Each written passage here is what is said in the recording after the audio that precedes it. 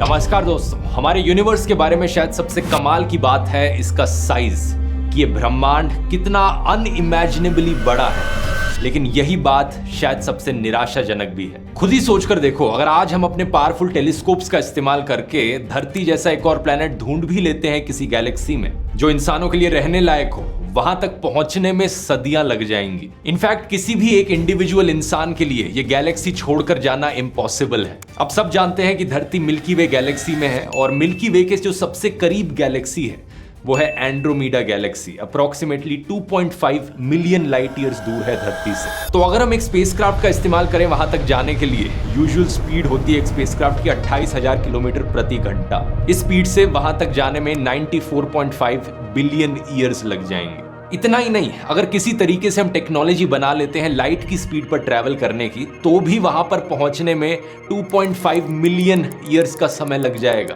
ये बात सही मायनों में निराश कर देने वाली है। आखिर क्या तुक बना ये सारे प्लैनेट्स ढूंढने का जब हम वहां पर कभी ट्रैवल ही नहीं कर पाएंगे। लेकिन अगर एक शॉर्टकट रास्ता हो गैलेक्सी के बाहर तक ट्रैवल करने का, एक ऐसा शॉर्टकट जिसके जरिए हम ये मिलियन लाइट ईयर्स का सफर कुछ महीनों में ही तय कर ले, तब ये बातें जरूर दिलचस्प बन जाती हैं। ये शॉर्टकट्स हैं दोस्तों, वर्म होल्स।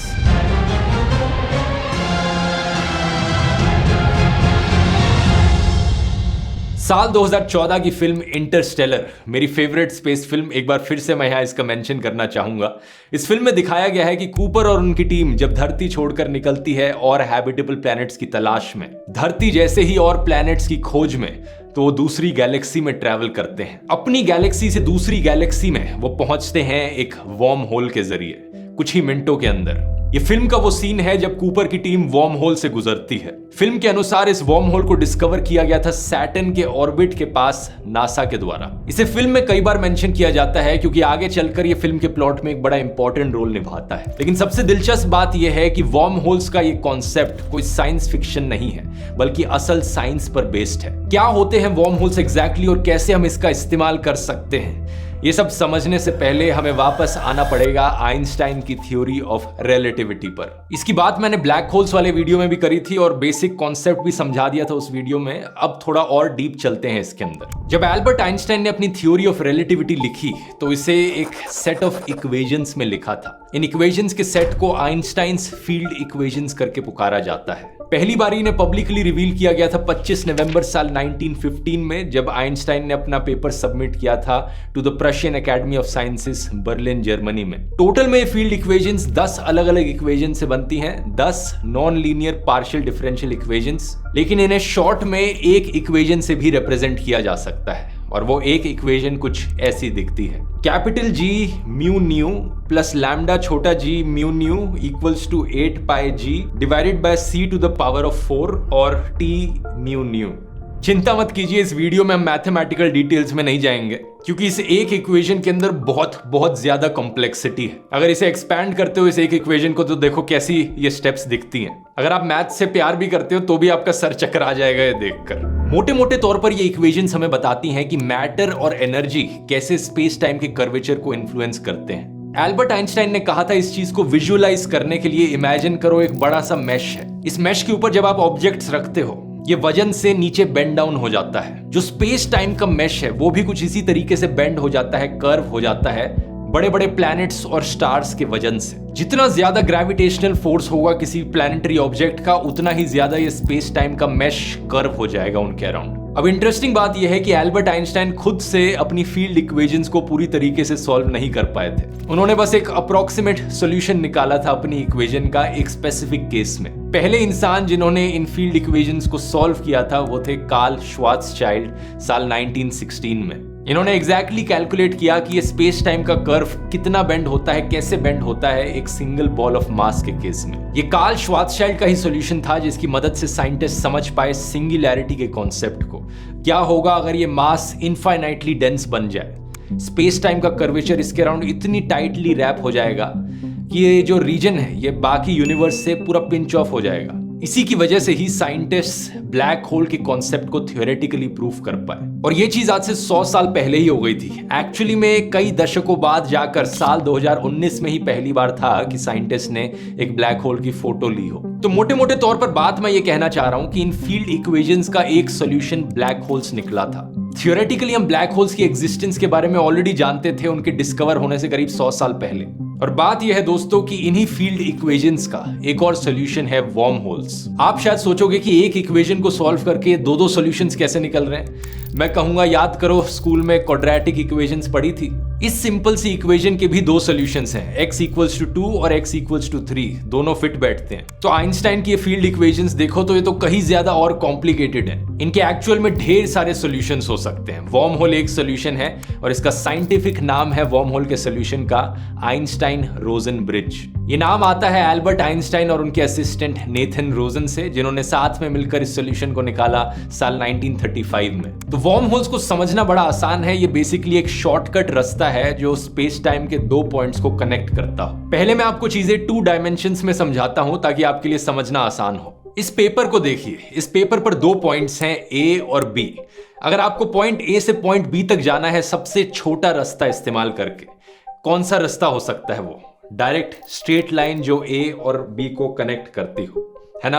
2 डायमेंशंस में इससे छोटा रास्ता और कोई नहीं हो सकता एक्सेप्ट ये जो स्ट्रेट लाइन दोनों पॉइंट्स को कनेक्ट कर रही है। लेकिन अगर हम इस 2 डायमेंशनल मेश को 3 डायमेंशंस में बेंड कर दें तो अचानक से आप देखोगे कि नए रास्ते निकलते हैं। मैंने यहां पर A और B को इस तरीके से बेंड कर दिया है कि अब अगर आपको सबसे छोटा रास्ता चूज करना है A से B जाने के लिए, तो आप डायरेक्टली ये कुछ मिलीमीटर्स का जो डिस्टेंस बचा है A और B दोनों के बीच में, इस डिस्टेंस को आप यूज कर सकते हैं। और यहां अगर मैं एक रास्ता बना दूं इन दोनों के बीच में, लिटरली एक पेन डालकर, तो लिटरली एक शॉर्टकट रास्ता निकल गया है A से B तक जाने का, जो बहुत बहुत छोटा है एज कंपेयर टू ये वाला रास्ता।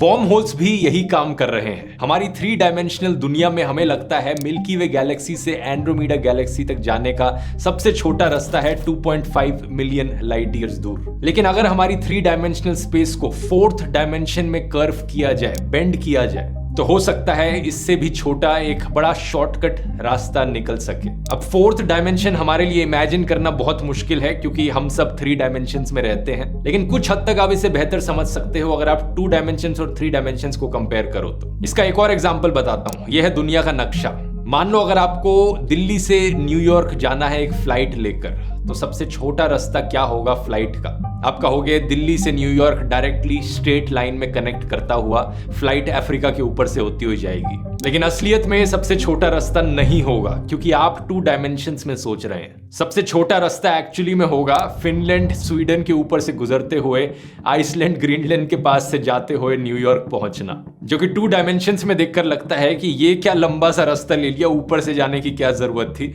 लेकिन 3 डायमेंशंस में इसे देखोगे तो लगेगा कि ये तो बड़ी ऑब्वियस सी बात है, सबसे छोटा रास्ता तो यही है। साल 1957 में साइंटिस्ट जॉन व्हीलर ने एक पेपर पब्लिश किया था आइंस्टाइन रोजन ब्रिजेस पर, और इन्होंने सिमिलर सी एनालॉजी से इसे कंपेयर किया। इन्होंने कहा एक एप्पल है और एक कीड़ा उस एप्पल को खा रहा है, एक वर्म। उस एप्पल की एक साइड से दूसरी साइड पहुंच जाता है बीच से ट्रैवल करके उसे खाते खाते, इंस्टेड ऑफ कि वो एप्पल के सरफेस पे ट्रैवल करे जैसे हमारे एरोप्लेन्स ट्रैवल करते हैं अर्थ के सरफेस के अराउंड, सरकमफ्रेंस के अराउंड। तो ऐसा करने से वर्म एक छोटा डिस्टेंस ट्रैवल करेगा। इसने एक तरीके से स्पेस टाइम में शॉर्टकट ले लिया है और इस टर्म को व्हीलर ने नाम दिया वर्म होल, और यहीं से ही वर्म होल शब्द का ओरिजिन हुआ दोस्तों। वर्म होल शब्द को जब आप इंटरनेट पर सर्च करते हो तो ऐसे कई डायग्राम्स देखने को मिलते हैं। मोटे मोटे तौर पर वही चीज जो मैंने पेपर के साथ करी, 2 पॉइंट्स को कनेक्ट कर दिया एक होल के थ्रू। यहां इमेजिन किया जा रहा है हमारा स्पेस टाइम का मेश है, उस पर एक ऑब्जेक्ट है जिसमें बहुत बहुत ज्यादा ग्रेविटेशनल फोर्स है,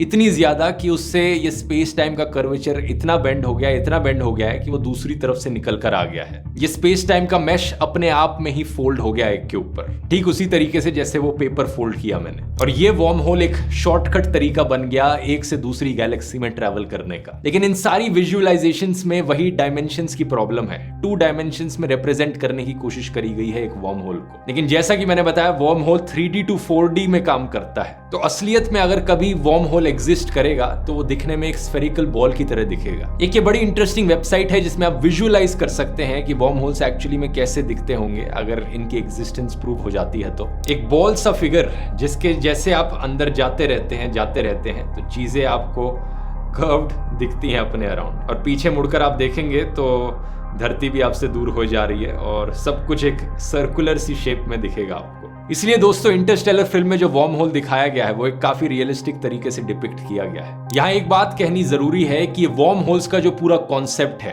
अभी के लिए एज ऑफ 2023 ये सिर्फ एक थियोरेटिकल कॉन्सेप्ट है। इसे आइंस्टाइन की फील्ड इक्वेशंस के सॉल्यूशन के तौर पर थियोरेटिकली निकाला गया है। मूवीज में साइंटिस्ट के द्वारा इसे विजुअलाइज करने की बहुत कोशिश करी गई है, बहुत सी थ्योरीज इस पर बनाई गई हैं, लेकिन प्रैक्टिकली आज तक किसी ने भी कोई वर्म होल नहीं देखा है। साइंटिस्ट नहीं जानते कि असली में वर्म होल्स एग्जिस्ट करते भी हैं या नहीं करते, लेकिन अगर वर्म होल्स एग्जिस्ट करते हैं तो ये टाइम मशीन का भी काम करेंगे। क्योंकि इमेजिन करके देखो, आप कुछ मिनटों में मिलियंस ऑफ लाइट ईयर्स दूर पहुंच सकते हो। इसका मतलब आप लाइट से भी पहले वहां पर पहुंच गए हो। लाइट भी नहीं वहां पहुंची तो बेसिकली आप टाइम में भी एक से दूसरी जगह जंप कर गए हो। अब वो अलग बात है कि अगर वर्म होल्स एग्जिस्ट करते हैं तो क्या इंसान इनके थ्रू ट्रैवल कर भी सकते हैं या नहीं कर सकते। वैसे यहां अगर आप यूनिवर्स से रिलेटेड कई सारी और नॉलेज लेना चाहते हैं, इतिहास जानना चाहते हैं, थ्योरी ऑफ रिलेटिविटी का या क्वांटम थ्योरी को समझना चाहते हैं, तो एक बड़ी ऑडियो बुक है कुकू एफएम पर, डिकोडिंग यूनिवर्स। 11 एपिसोड में फैली 100 मिनट से ज्यादा की ऑडियो बुक जिसमें बहुत सारी ऐसी चीजों के बारे में समझाया गया है। कुकू एफएम को नहीं जानते, एक बड़ी ऑडियो लर्निंग का प्लेटफॉर्म जहां पर ढेर सारे टॉपिक्स पर ऐसी नॉलेजेबल ऑडियो बुक्स आपको सुनने को मिलती हैं। यहाँ अगर कुकू एफएम आपने अभी तक ज्वाइन नहीं किया है तो कूपन कोड ध्रुव50 इस्तेमाल कर सकते हैं इनके पहले महीने के सब्सक्रिप्शन पर 50% ऑफ पाने के लिए। 99 रुपीज की जगह कॉस्ट सिर्फ 49 रुपीज पड़ेगी। इसका लिंक नीचे डिस्क्रिप्शन में मिल जाएगा, जाकर चेकआउट कर सकते हैं। अब टॉपिक पर वापस आते हैं। कई सारी प्रैक्टिकल प्रॉब्लम्स यहाँ पर आती हैं वर्म होल्स को सच मानने पर। पहला सवाल तो ये कि वर्म होल की जो ओपनिंग है वो कैसे बनेगी। हमें यहाँ पर बहुत भारी ग्रेविटेशनल फोर्स की जरूरत है। कहां से आएगा ये ग्रेविटेशनल फोर्स? अगर आपने मेरे पुराने स्पेस रिलेटेड वीडियोस देखे हैं तो आप गेस कर सकते हैं कि जवाब यहाँ क्या होने वाला है, एक ब्लैक होल। आइंस्टाइन और उनके असिस्टेंट रोजन ने थ्योराइज किया कि सिर्फ ब्लैक होल्स में ही इतनी ग्रेविटेशनल फोर्स हो सकती है कि वो वर्म होल्स की इन टनल्स को ओपन अप कर पाए। ब्लैक होल्स की तरफ सब कुछ आकर्षित होता है तो सब कुछ उसकी तरफ अट्रैक्ट होके इस वर्म होल के थ्रू फ्लो करेगा, इस टनल के थ्रू जाएगा। लेकिन अगला सवाल ये उठता है कि इस टनल की दूसरी तरफ क्या होगा। अगर दूसरी तरफ भी ब्लैक होल हुआ तो इस टनल से बाहर निकलने का कोई रास्ता ही नहीं होगा, इसके अंदर कंप्लीटली ट्रैप होकर आप रह जाओगे। बेसिकली फिर ये वर्म होल कोई टनल नहीं होगी एक से दूसरी तरफ जाने के लिए, बल्कि एक ट्रैप करने की जगह होगी। तो कुछ ऐसा होना चाहिए दूसरी तरफ जो ब्लैक होल के ऑपोजिट हो हर सेंस में। कोई ऐसी चीज जो ब्लैक होल जितनी ही पावरफुल हो लेकिन बिल्कुल ऑपोजिट तरीके से काम करे, जो चीजों को अपनी तरफ आकर्षित करने की जगह चीजों को अपने से दूर भेजे ताकि एक एग्जिट पॉइंट क्रिएट हो पाए। और यहां पर हमारी कहानी में एंट्री होती है दोस्तों व्हाइट होल्स की। एक बार फिर से व्हाइट होल्स एक ऐसा कॉन्सेप्ट है जिसे प्रूव किया जा चुका है थियोरेटिकली आइंस्टाइन की फील्ड इक्वेशंस के द्वारा। ब्लैक होल्स, वर्म होल्स के अलावा व्हाइट होल्स एक और सोल्यूशन है इन फील्ड इक्वेशंस का। क्या है ये व्हाइट होल्स? जैसे व्हाइट ब्लैक का ऑपोजिट होता है, एक व्हाइट होल ब्लैक होल का हर सेंस में ऑपोजिट होगा। जैसे कि ब्लैक होल में कोई भी लाइट एस्केप नहीं कर सकती एक बार उसके अंदर ट्रैप हो जाए, तो व्हाइट होल में दूसरी तरफ कोई भी लाइट एंटर नहीं कर सकती, सिर्फ बाहर ही निकल सकती है। इसका मतलब व्हाइट होल दिखने में बहुत ही एक्सट्रीमली ब्राइट कलर का होगा, व्हाइट कलर का होगा। रशियन थ्योरेटिकल फिजिसिस्ट और कॉस्मोलॉजिस्ट इगोर नोविकोव पहले इंसान थे जिन्होंने इस व्हाइट होल शब्द का प्रयोग किया साल 1964 में। साइंटिस्ट के अनुसार white hole basically black hole का टाइम रिवर्सल है। जैसे ब्लैक होल का जो इवेंट होराइजन होता है वो एक नो रिटर्न का पॉइंट होता है, उसे क्रॉस कर लिया तो उसके बाद कुछ भी एस्केप नहीं कर सकता। ऐसे ही व्हाइट होल का जो इवेंट होराइजन होता है वो एक बाउंड्री ऑफ नो एडमिशन है, उस पॉइंट के आगे कुछ जा नहीं सकता। जो ऑब्जेक्ट्स व्हाइट होल के अंदर होते हैं वो बाहर जरूर जा सकते हैं, बाहर की दुनिया से इंटरेक्ट कर सकते हैं, लेकिन अंदर वापस लौटकर कुछ नहीं आ सकता। इवन दो आइंस्टाइन की रिलेटिविटी थ्योरी का ये एक सॉल्यूशन है, लेकिन कोई नहीं जानता कि रियलिटी में व्हाइट होल्स फॉर्म कैसे होंगे। ब्लैक होल्स की फॉर्मेशन के बारे में मैंने ब्लैक होल्स वाले वीडियो में एक्सप्लेन किया था। जब एक स्टार अपने आप में कोलैप्स कर जाता है, लेकिन इसका उल्टा कुछ हो नहीं सकता। तो ये व्हाइट होल जैसी कोई चीज एग्जिस्ट कर भी सकती है या नहीं कर सकती, ये चर्चा का मुद्दा है साइंटिस्ट के बीच में आज तक। कुछ साइंटिस्ट का मानना है कि जब बिग बैंग हुआ था और यूनिवर्स की शुरुआत हुई थी, उस मोमेंट ऑफ क्रिएशन पर सब कुछ एक बहुत ही बड़े व्हाइट होल से निकला होगा। एक दूसरी थ्योरी स्टीफन हॉकिंग के द्वारा दिए गए आइडिया पर बेस्ड है। स्टीफन हॉकिंग ने कहा था कि एक ब्लैक होल इवेंचुअली इवेपोरेट कर जाएगा, रेडिएशन जब उससे लीक होती रहेगी। Black holes are not eternal. They evaporate away at an increasing rate until they vanish in a gigantic explosion. लेकिन जब एक ब्लैक होल इवेपोरेट करके खत्म हो जाएगा तो उसके अंदर जो इंफॉर्मेशन मौजूद थी उसका क्या होगा, उसके अंदर जो मैटर मौजूद था उसका क्या होगा। यहाँ क्वांटम थ्योरी में एक फंडामेंटल लॉ है जो कहता है कि कोई भी इंफॉर्मेशन लॉस्ट नहीं हो सकती। इसे नो हाइडिंग थ्योरम कहा जाता है। नो हाइडिंग थ्योरम के अनुसार अगर कोई इंफॉर्मेशन एक सिस्टम से गायब हो जाती है तो वो यूनिवर्स में कहीं ना कहीं और एग्जिस्ट जरूर कर रही होगी। तो थियोरेटिकली अगर एक ब्लैक होल में ये सारा मैटर, ये सारी इंफॉर्मेशन अगर सक इन हो रही है, ब्लैक होल के जाने के बाद ये कहीं ना कहीं स्पिट आउट भी हो रही होगी, और ये लाइकली हो रहा होगा एक व्हाइट होल के थ्रू। इसी आर्ग्यूमेंट के बेसिस पर कई साइंटिस्ट कहते हैं कि व्हाइट होल तब फॉर्म होता है जब एक ब्लैक होल मर जाता है। लेकिन आज तक हमारे पास कोई सब्सटैंशियल इंफॉर्मेशन नहीं है इस चीज को लेकर कि ब्लैक होल की डेथ कैसे होती है। दूसरी तरफ कुछ साइंटिस्ट आर्ग्यू करते हैं कि व्हाइट होल्स जैसी चीज एग्जिस्ट करना थियोरेटिकली इम्पॉसिबल है, क्योंकि ये सेकंड लॉ ऑफ थर्मोडायनेमिक्स को वायलेट करता है। जैसा आपने स्कूल में पढ़ा होगा, सेकंड लॉ ऑफ थर्मोडायनेमिक्स कहता है कि एंट्रोपी किसी भी सिस्टम में कम नहीं हो सकती। इस पेपर का ही एग्जांपल लेकर देख लो। अगर इस पेपर को मैं फाड़ दूं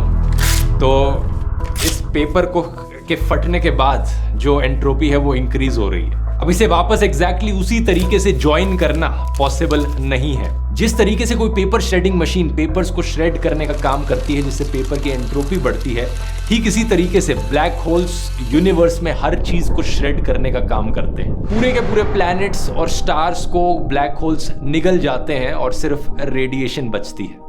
इससे पूरे यूनिवर्स में एंट्रोपी बढ़ती है। लेकिन अगर इसी चीज को इमेजिन करने की कोशिश करो कि ये रिवर्स में हो रही है, एंट्रोपी कम हो रही है, ये पॉसिबल ही नहीं है। और अगर व्हाइट होल्स एग्जिस्ट करते हैं तो एसेंशियली वो यही काम करेंगे, इसलिए इस लॉजिक से वो एग्जिस्ट नहीं हो सकते शायद। लेकिन इसके बावजूद भी कुछ साइंटिस्ट का मानना है कि ना सिर्फ व्हाइट होल्स एग्जिस्ट करते हैं, बल्कि साल 2006 में साइंटिस्ट ने व्हाइट होल्स का एक दृश्य देखा। 14 जून साल 2006 की बात है। एक स्पेस सैटेलाइट जिसका नाम है नील गेरेल्स स्विफ्ट ऑब्जर्वेटरी, इसने एक एस्ट्रोनॉमिकल इवेंट को कैप्चर किया। साइंटिस्ट ने देखा कि एक व्हाइट लाइट का एक एक्सप्लोजन सा हुआ है और ये अचानक से फिर गायब हो गया। इस इवेंट को नाम दिया गया GRB 060614। ये एक गामा रे बर्स्ट था। गामा रे बर्स्ट बेसिकली बहुत ज्यादा एनर्जेटिक एक्सप्लोजन्स होते हैं जो दूर की गैलेक्सीज में ऑब्जर्व किए जाते हैं। यूजुअली इवेंट्स तब होते हैं जब कोई ब्लैक होल एक बड़े से स्टार को निगल जाता है, लाइट के बड़े ब्राइट एक्सप्लोजन्स देखने को मिलते हैं। लेकिन इस केस में कोई स्टार के होने का एविडेंस नहीं पाया गया, तो ये हाइपोथेसाइज किया गया कि ये एक व्हाइट होल की ऑब्जर्वेशन थी। उसके बाद से लेकर अब तक कोई ऐसे इवेंट्स दोबारा देखने को हमें नहीं मिले हैं, और इसलिए अभी तक व्हाइट होल्स सिर्फ एक थियोरेटिकल चीज है। लेकिन बात यहाँ ये नोट करने वाली है कि ब्लैक होल्स भी एक समय पर थियोरेटिकल चीज हुआ करते थे, लेकिन फिर एक दिन उन्हें प्रैक्टिकली प्रूफ कर दिया गया। तो हो सकता है आने वाले टाइम में व्हाइट होल्स के साथ भी ऐसा ही हो। सेम चीज वर्म होल्स के बारे में भी कही जा सकती है दोस्तों। हो सकता है आने वाले टाइम में उन्हें साबित किया जा सके, लेकिन अगर इनकी एग्जिस्टेंस को साबित कर भी दिया जाए तो साइंटिस्ट इस बात पर भी बड़ा डाउट करते हैं कि इंसान एक्चुअली में उनके थ्रू ट्रैवल कर पाएंगे या नहीं कर पाएंगे। वर्म होल्स की एग्जिस्टेंस को लेकर सबसे इंटरेस्टिंग लेटेस्ट खबर है साल 2015 की, जब साइंटिस्ट ने एक लेबोरेटरी में मैग्नेटिक वर्म होल क्रिएट कर दिया। तो अभी तक जो हम वर्म होल्स की बात कर रहे थे वो ग्रेविटेशनल फोर्स के सेंस में कर रहे थे, लेकिन अगर मैग्नेटिक फोर्स की बात करी जाए तो साइंटिस्ट ऑलरेडी वर्म होल को क्रिएट करने में सक्सेसफुल रहे हैं। इसका मतलब क्या हुआ यहाँ पर? अब मैग्नेट के दो एंड्स होते हैं दोस्तों, एक नॉर्थ पोल एक साउथ पोल। हम सब जानते हैं कि दो एंड्स हमेशा साथ में रहते हैं। अगर आप एक मैग्नेट को दो पीसेस में तोड़ भी दोगे तो दोनों पीसेस के अपने दो पोल्स फिर भी रहेंगे। अब साइंटिस्ट ने कुछ स्पेशल मटेरियल्स का इस्तेमाल करके क्या अचीव कर लिया कि मैग्नेट्स के जो दो पोल हैं उन्हें सेपरेट कर दिया, बीच में इनविजिबल गैप लगा दी। बेसिकली एक मैग्नेट की मैग्नेटिक फील्ड वॉर्म होल के एक एंड से अंदर गई और दूसरे एंड से बाहर निकली। इसकी विजुअलाइजेशन यहां आप देख सकते हो। लेफ्ट वाली इमेज एक डिवाइस दिखाती है जो साइंटिस्ट ने क्रिएट किया, जिसने मैग्नेट के दो पोल्स को सेपरेट कर दिया। तो ये डिवाइस बेसिकली वॉर्म होल का काम कर रहा है मैग्नेटिक फील्ड के लिए। हमें आंखों से तो ये डिवाइस दिख रहा है, लेकिन अगर मैग्नेटिक फील्ड्स को ही आप देखोगे राइट पिक्चर में तो आपको दिखेगा कि एक तरफ एक पोल है मैग्नेट का, दूसरी तरफ सेपरेट आउट होके दूर दूसरा पोल है। जैसे स्पेस में wormhole space time curvature को बेंड करने का काम करेगा, यहाँ इस वॉर्म होल ने मैग्नेटिक फील्ड को बेंड करने का काम किया। इस मैग्नेटिक वॉर्म होल को बनाने के लिए एक high temperature super conducting material का इस्तेमाल किया गया था, जिसका नाम है यूटेरियम बेरियम कॉपर ऑक्साइड, और इसे एक लिक्विड नाइट्रोजन बाथ में रखा गया था इस एक्सपेरिमेंट को करने के लिए। फाइनली दोस्तों, मैं कहना चाहूंगा कि अगर वॉर्म होल्स का एग्जिस्टेंस नहीं भी प्रूव हो पाता है आने वाले टाइम में, इसका मतलब ये नहीं कि हम और तरीके नहीं ढूंढ सकते फास्टर देन लाइट ट्रेवल करने के। थियोरेटिकली देखा जाए तो कई और सॉल्यूशंस प्रपोज किए जाते हैं, जैसे कि एक है अल्क्यूबियर ड्राइव। इसे प्रपोज किया गया था साल 1994 में थियोरेटिकल फिजिसिस्ट मिगुएल अल्क्यूबियर के द्वारा। आइडिया यहाँ ये है कि एक ऐसा स्पेसक्राफ्ट होगा जो लाइट से तेज स्पीड पर ट्रैवल कर पाएगा। लेकिन कैसे कर पाएगा? ये कर सकेगा अपने सामने के स्पेस टाइम कर्वेचर को कॉन्ट्रैक्ट करके और अपने पीछे के स्पेस टाइम कर्वेचर को एक्सपैंड करके। थियोरेटिकली देखा जाए दोस्तों, आइंस्टाइन की फील्ड इक्वेशन का एक और सॉल्यूशन यहाँ पर अल्क्यूबियर ड्राइव प्रेजेंट करता है। ये बड़ा इंटरेस्टिंग होगा देखना कि आने वाले टाइम में और कौन कौन से सॉल्यूशंस प्रपोज किए जाते हैं इन फील्ड इक्वेशंस के, और क्या क्या प्रैक्टिकल चीजें इनसे निकल पाती हैं। अभी के लिए ये वीडियो पसंद आया तो ब्लैक होल्स वाला वीडियो देख सकते हैं, वो भी जरूर आपको पसंद आएगा। और अगर वो भी देख लिया है तो स्पेस के ऊपर मैंने पूरी प्लेलिस्ट बना रखी है वीडियोस की, सारे स्पेस रिलेटेड टॉपिक्स यहाँ क्लिक करके देख सकते हैं। बहुत बहुत धन्यवाद।